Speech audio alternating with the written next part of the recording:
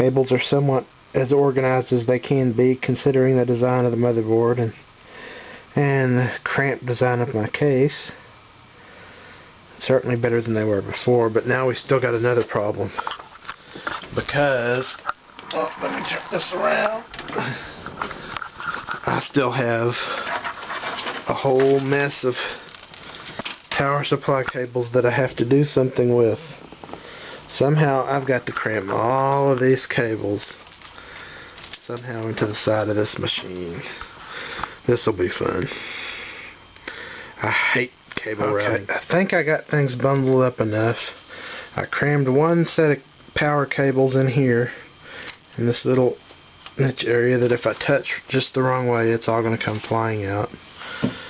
And then I've got these all bundled up with the handy dandy Velcro tie that I absolutely love. Wish I could find some more of them. And I'm going to see if I can get the side to shut. I shall do it. I shall persevere. I did it. It might be bulging somewhere. Odds are I probably forgot to hook something up and I'm going to have to take it back off again anyway. But I managed to get the side on. There's cables crammed in here tighter than tight. So we'll give everybody one last rundown of what this machine contains, the Knox box. It has obviously a brand new Gigabyte P45 or EP45 UD3P. It has in it a Core 2 Quad Q9450 processor. It has 2, 4, 6, 8 gigabytes of G-Skill PC6400 RAM. And then it has a GTX 280. Lots of graphics horsepower there. Down there in the bottom you can see my Sound Blaster X-Fi Fatality Professional sound card. Then we have 1, 2, 3 Western Digital 640 gigabyte AAKS drives. These are the 320 gig per platter dual platter drives. Very fast, fairly cool running, good drives. And then lastly we have my Samsung SH-203B 20X DVD burner. Love that thing. I loved it so much I actually bought 2 of them. One for another machine. And then it's all powered by my trusty Corsair TX 750 watt power supply. Lots of power, lots of connectors. It's a pain in the ass when you don't have a case that allows you to hide them very well, but it's worth it. Quality power supply. And that's all crammed into an Antec Solo mid-tower case that has definitely seen better days. So now I'm going to plug this thing up and hope it works this time. Alright, it's hooked up. I'm ready to test it. Everybody cross your fingers. Oh no. I forgot to turn the switch on the back of the power supply. Let's try that one more time. Cross your fingers. Oh, son of a bitch.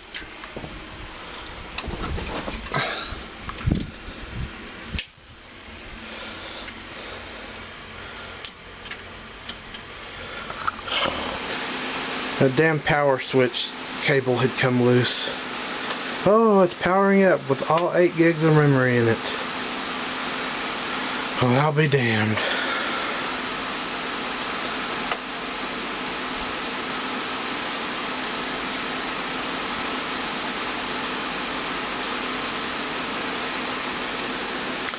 Wow, it's actually even going to boot into Vista on the first try.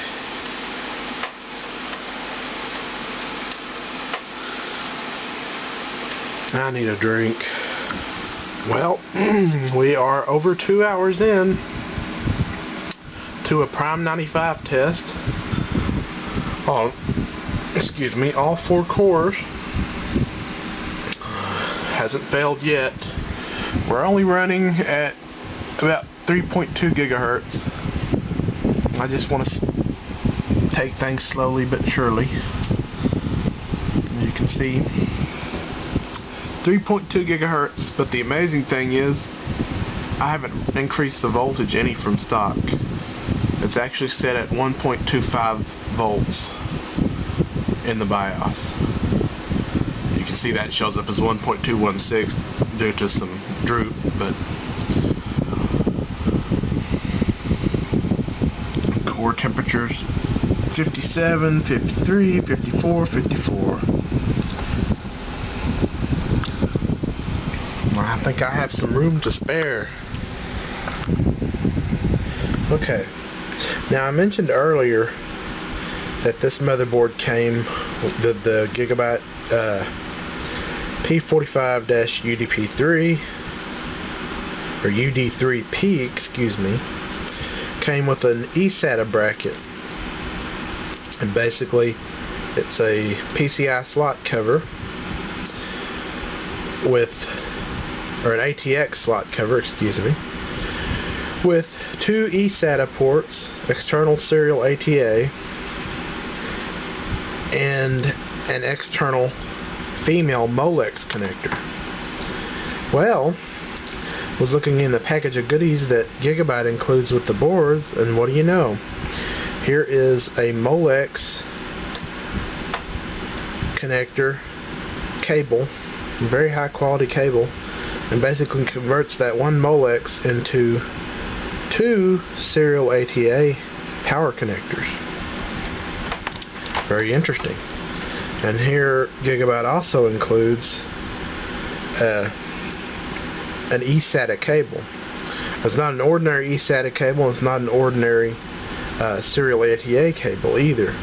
What it has on one end is an eSATA connection, external serial ATA, but on the other end it has a normal serial ATA connection. So what these 2 cables, in combination with that PCI bracket that I showed you guys in the beginning of the video, what that does is basically allow you to connect and use any standard serial ATA hard drive externally. So whether you have this on a test bench or whether you just want to cheap out and use a plain old serial ATA drive as an external device, well, this is going to allow you to do it.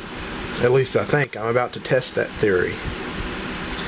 Because what I have over here in this anti-static bag, excuse me while I get it out, is one of my